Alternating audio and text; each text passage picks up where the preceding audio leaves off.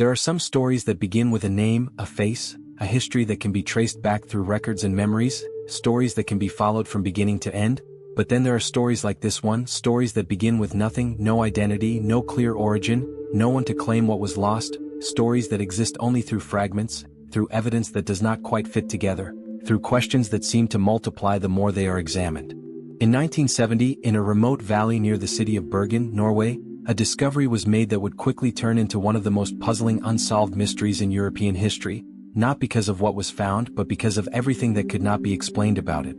The place was known as Isdalen, a quiet, isolated area surrounded by mountains, a place where the terrain itself felt distant from ordinary life, where the silence was deep and uninterrupted, broken only by the sound of wind moving through the valley, and it was in this place that a group of hikers came across something that immediately felt wrong.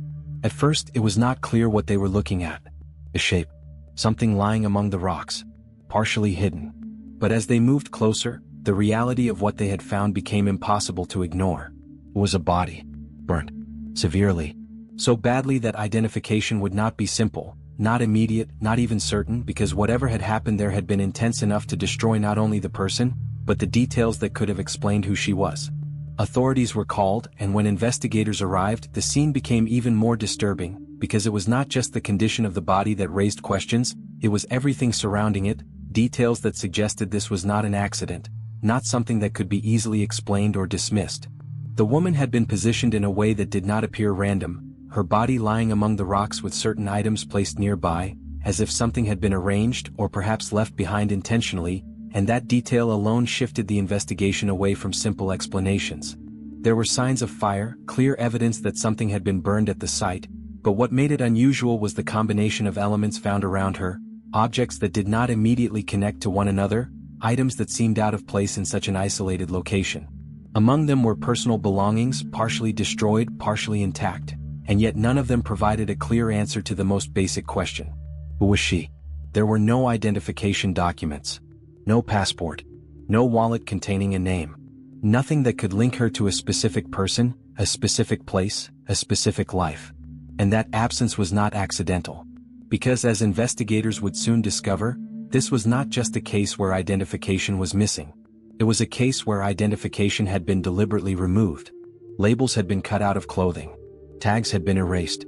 Any trace that could connect her to a manufacturer, a country, or a purchase had been carefully eliminated, as if someone had taken the time to make sure that nothing about her could be easily traced. And that level of detail suggested something very specific. Planning. Because random events do not erase identity with such precision. Someone had either wanted her to disappear, or she had wanted to disappear herself. The investigation expanded quickly, moving beyond the immediate scene and into the surrounding areas, searching for any sign of where she had come from, how she had arrived in such a remote location, and whether anyone had seen her before her death. And slowly, fragments began to appear. Witnesses came forward, people who had seen a woman matching her description in different parts of Norway in the weeks leading up to the discovery, sightings that began to form a pattern, but not a clear one, because each account added information but not clarity. She had been seen in hotels, alone, moving frequently, changing locations, never staying in one place for long. And each time she had used a different name, multiple identities, multiple registrations, different nationalities listed, different signatures, and yet the descriptions matched. The same woman, the same presence, moving through different places without leaving a consistent trace. Hotel records revealed something even more unusual, because while she had checked in under different names, her behavior remained consistent. She kept to herself, avoided conversation, and most importantly, she paid in cash. No records. No transactions that could be tracked. No connections that could be followed. It was as if she existed only in the moment, appearing briefly, then disappearing again before anyone could look too closely. But there were small details. Details that investigators could not ignore. Suitcases. Left behind in a railway station. When they were opened, the mystery deepened even further. Inside were clothes, wigs, multiple currencies, and once again no identifying documents. Every label removed. Every trace erased. It was not just unusual. It was deliberate. Because people do not normally carry multiple identities, multiple appearances, and multiple currencies unless there is a reason to move between places without being recognized. And that realization shifted the case into something else entirely. because this was no longer just a question of who she was. It became a question of what she was involved in. The time period added another layer to the mystery because this was not just any year, this was the height of the Cold War, a time when intelligence operations were active across Europe, when information moved quietly, when identities were changed, when people existed under false names for reasons that were never meant to be known. And suddenly, the idea that this woman might not have been an ordinary traveler began to feel less like speculation and more like a possibility. Because everything about her behavior suggested control, discipline, secrecy. And yet, despite all of that, despite the careful removal of identity, despite the multiple names, despite the effort to remain untraceable, something had gone wrong. Because she had been found, alone, in a place where no one expected to find her, and in a condition that suggested something had happened that could not be controlled. The official conclusion would later suggest suicide, an explanation that attempted to close the case, to bring it into a category that could be understood, but for many that conclusion did not fit the details, did not explain the preparation, the multiple identities, the deliberate removal of information. Because suicide does not usually involve erasing every trace of who you are across multiple locations, across multiple records, across multiple identities. And that contradiction would become the core of the mystery. Because if it was not suicide, then what was it? An accident. Unlikely. A crime. Possible. Something else.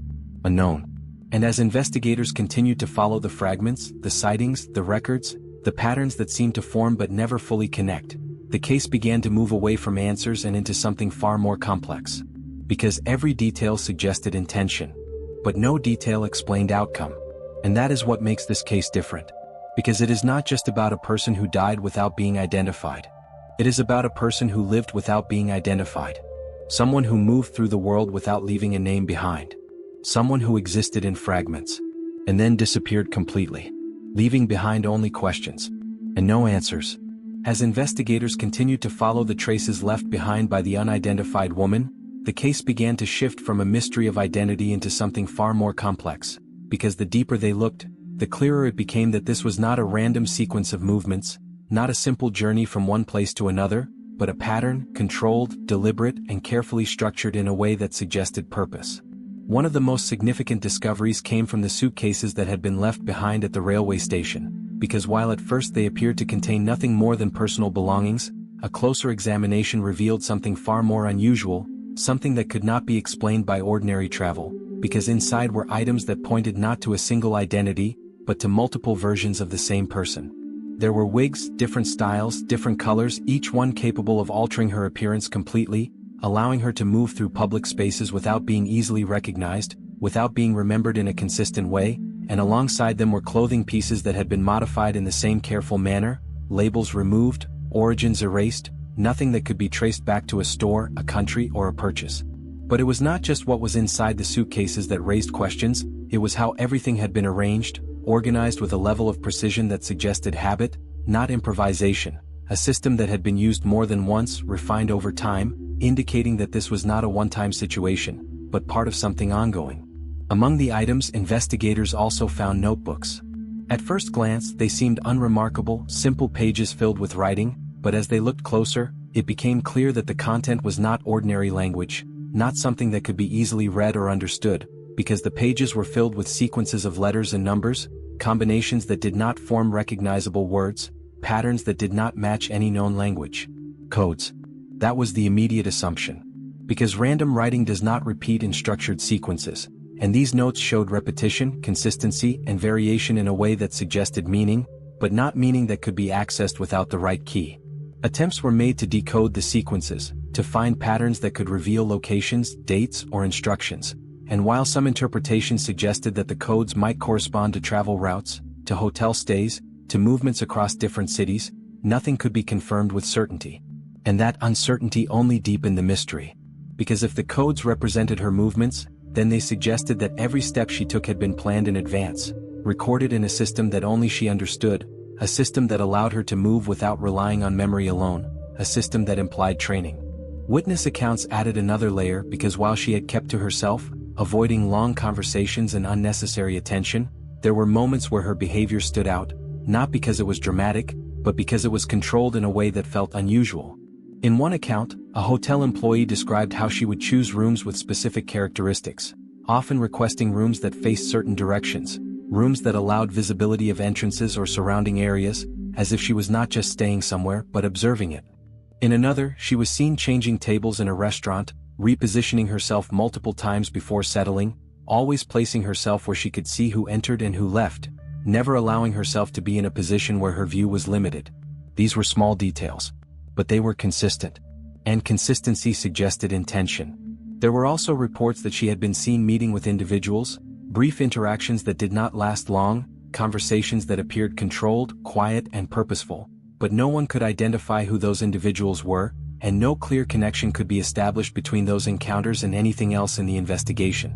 It was as if she moved through a network that existed just outside of visibility, interacting only when necessary, leaving no trace once those interactions ended. And then there was the question of language. Witnesses reported that she spoke multiple languages, switching between them with ease, sometimes presenting herself as one nationality, then another, her accent changing depending on the situation. Never fixed, never consistent, making it nearly impossible to determine where she was truly from. That detail alone was significant, because language is difficult to disguise. It requires knowledge, practice, and familiarity. And the ability to move between languages without hesitation suggested a background that was not ordinary. The investigation began to consider possibilities that had not been part of the initial approach, because the more information they gathered, the more the case moved away from the idea of a single unexplained death and towards something that involved movement, identity, and concealment on a much larger scale. The Cold War context returned to the forefront, not as speculation, but as a framework that could explain at least some of the details, because during that period individuals operating under multiple identities, traveling across borders, using coded communication, and avoiding traceable records were not uncommon within intelligence networks. And yet, even within that context, something did not fully align. Because if she had been part of such an operation, then her death raised even more questions. Why was she alone? Why in that location? Why in that condition? Operations are controlled, planned, monitored. And this did not appear controlled. This appeared disrupted. Something had gone wrong. But what? The coded notes remained one of the most important pieces of evidence because they represented a system, a structure that could potentially connect everything else, and yet without a clear way to interpret them they remained locked, their meaning inaccessible, their purpose uncertain. Some believed the codes might reference dates and locations, marking where she had been and when, others believed they could be instructions or even reports, but without confirmation these remained theories, possibilities that could not be proven. And that was the pattern of the entire case. Every discovery added something, but nothing completed the picture. Every answer created another question. Every clue led somewhere, but never far enough. Because no matter how much information was uncovered, the central question remained unchanged. Who was she? Not where she had been, not what she had done, but who she truly was beneath all the names, all the movements, all the layers of identity that had been built around her. And that question would prove to be the most difficult of all. Because identity is not just a name. It is a history, a connection, a trace that exists in records, in memories, in places. And she had none. Or at least, none that could be found. It was as if she had existed only within the boundaries of her own actions, appearing where she chose, disappearing when necessary, leaving behind only controlled fragments that revealed nothing more than what she allowed. And then, in the end, even that control had been lost. Because whatever system she had relied on, whatever structure had guided her movements, it had not protected her. It had not prevented what happened in that valley. And that is what made the case even more unsettling. Because it suggested that even someone who had gone to such lengths to remain hidden could still be found, still be exposed, still be reduced to a mystery with no clear beginning and no clear end. And as investigators continued to work through the fragments, the codes, the witness accounts, and the patterns that seemed to exist but never fully connect, one thing became increasingly clear. This was not a case that would be solved easily. Because it was not just about uncovering information. It was about uncovering something that had been deliberately concealed. And that is always more difficult. Because when something is hidden, it is not enough to search for it. You have to understand how it was hidden. And why. And in this case, both remained unanswered. As the investigation moved forward, the focus shifted toward the final days of the woman's life, because while her movements across different cities had been unusual, controlled, and carefully concealed, everything seemed to converge toward a single point, the valley where she was found, and understanding how she arrived there became the key to understanding everything else. Witnesses near the area of Isdalen reported seeing a woman matching her description in the days leading up to the discovery, a presence that at the time had not seemed significant, but in hindsight carried details that could not be ignored, because she had not appeared lost, not confused, not someone wandering without direction, but rather someone who knew exactly where she was going. She had been seen walking alone. No luggage. No visible signs of distress.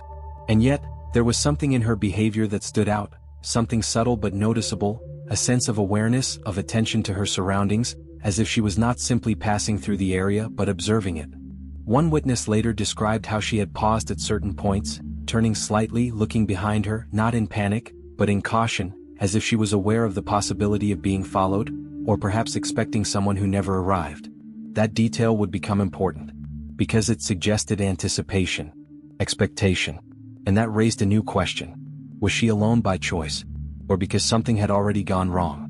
The timeline of her final movements remained incomplete, but certain elements could be established, fragments that, when placed together, began to form a sequence, not a clear one, but enough to suggest direction. She had checked out of her last known hotel without leaving any indication of where she was going next, no destination recorded, no transportation confirmed, and from that point on, everything became uncertain, her path no longer documented, her movements no longer recorded in any official way. And yet, she appeared in Isdalen, a remote location, not easily accessible, not a place someone would arrive at without intention, which meant one of two things. She had gone there deliberately, or she had been taken there. The condition of the scene suggested complexity, because while there were signs of fire, clear evidence that something had been burned, the surrounding area did not show the kind of disturbance that would typically accompany a violent struggle, no clear signs of resistance, no immediate indication that force had been used in a way that left visible traces. And yet, the situation did not feel controlled. It did not feel planned in the same way her movements had been. It felt incomplete, as if something had interrupted whatever was meant to happen. The autopsy added further uncertainty. While the body had been severely burned, there were indications that substances had been present in her system, traces that suggested she may have consumed something prior to her death, something that could have affected her awareness, her ability to respond, but even that detail did not provide clarity, because it could be interpreted in more than one way. It could suggest intention, or it could suggest coercion. And without additional evidence, there was no way to determine which. One of the most discussed elements of the case was the presence of sleeping pills, a detail that became central to the official conclusion, because it allowed investigators to propose a scenario in which the woman had taken the pills herself, entered the valley, and set the fire, leading to her own death. But that explanation did not resolve the contradictions, because it did not explain the erased identity. It did not explain the coded notes. It did not explain the multiple aliases. It did not explain the structured movements across different locations. It reduced a complex pattern into a single moment, and that reduction left too many questions unanswered. The positioning of the body also raised concerns. Certain items had been found placed nearby in a way that did not appear entirely random, objects that had not been completely destroyed, objects that seemed to remain for a reason that was never fully understood. And that detail suggested that whatever had happened was not entirely chaotic. There had been some level of control, at least at some point, but whether that control belonged to her or to someone else remained unclear. Investigators revisited the idea of external involvement, considering the possibility that she had been meeting someone in that area, that the valley had not been chosen randomly, but as a location for an encounter, something planned, something arranged in advance. And if that was the case, then the outcome suggested that the meeting had not gone as expected. Because controlled operations do not usually end in exposed locations. They do not leave behind visible evidence. They do not create unresolved scenes. Unless something fails. Unless something breaks. The Cold War context continued to influence interpretations, because it provided a framework where individuals with multiple identities, coded communication, and untraceable movements could exist without immediate explanation. But even within that framework, there were gaps. Because intelligence operations, while secretive, are also structured. They involve coordination, backup, oversight. And in this case, there was no clear indication of any of those elements. No second person identified. No confirmed connection. No follow-up. Only absence. And absence is difficult to interpret, because it can mean concealment, or it can mean nothing was there to begin with. The coded notes remained unresolved. The witness accounts remained incomplete. The movements remained partially mapped but never fully understood. And at the center of all of it was the same question. Who was she? Not the name she used, not the role she played, but the person behind all of it. Because without that answer, everything else remained disconnected. Fragments without a center, clues without context, and a story that could be told but never fully explained. As time passed, the investigation slowed, not because interest disappeared, but because progress became increasingly difficult, because every new lead required connections that did not exist, records that could not be found, identities that could not be verified. And slowly the case began to settle into something else. Not closed, but not active. Existing in a space where it remained known, discussed, analyzed, but never resolved. And that is where it remains. A story built from fragments. A life without a confirmed identity. A sequence of movements that suggest purpose. And an ending that suggests disruption. Because whatever happened in that valley was not random. It was not ordinary. And it was not fully understood. And perhaps that is what defines this case more than anything else. Not the details that have been discovered, but the ones that never will be. Because some stories do not end with answers. They end with absence. And that absence becomes the mystery itself.